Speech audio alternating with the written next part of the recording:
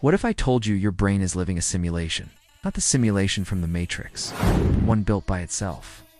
Welcome to the channel. Here's why your brain can't tell what's real and what's fake. You know when you're rewatching a movie and the scene cuts to a close-up of someone's face, and you can still clearly see the background even though it's out of focus? Your brain does this too. It takes what it expects to see and fills in the gaps. For example, when something covers half your visual field, your brain guesses what's behind it based on what you expect to see there.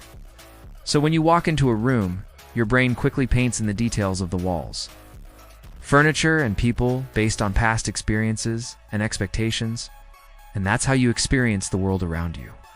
So what could go wrong with this process? Everything. Sometimes your brain paints the wrong picture. You have dreams where you re-falling, or déjà vu where you expect something to happen, and it does. Hallucinations are also a form of this. In these cases, your brain has a glitch in its perception, and it can always tell the difference between what it expects to see and what is actually there. But there's something else going on too. Take a look at these two pictures. Which one looks real and which one looks fake? If you thought the first one was real, you'd be right. But here's the thing, your brain doesn't actually know that.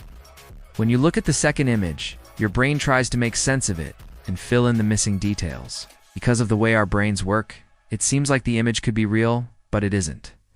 Your brain is getting tricked by an image that's not real, but looks almost real. This is what makes social media filters and virtual reality so interesting. They play with what's real and fake, making some things seem more real than they are. If you've ever used a face filter on Instagram or Snapchat, you'll notice that you look different when you see yourself through the camera.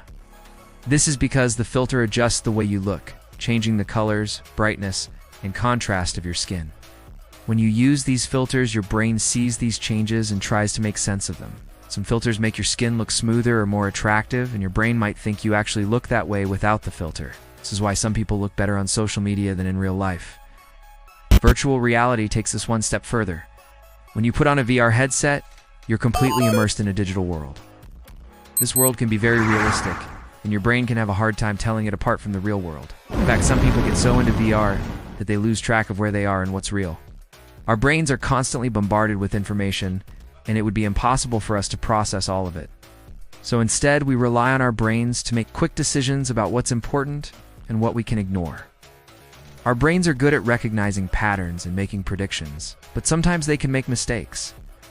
These mistakes can lead to all sorts of problems, from missing important details to being tricked by fake news. So how do we know what to trust? One way is to use our common sense. Common sense is the ability to use our knowledge and experience to make decisions and solve problems.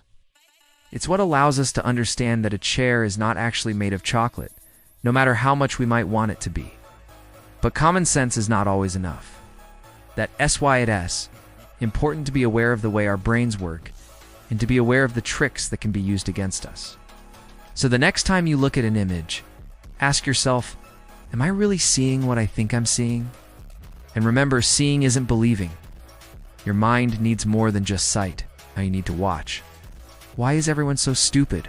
Or get this, what happens to your brain after you die?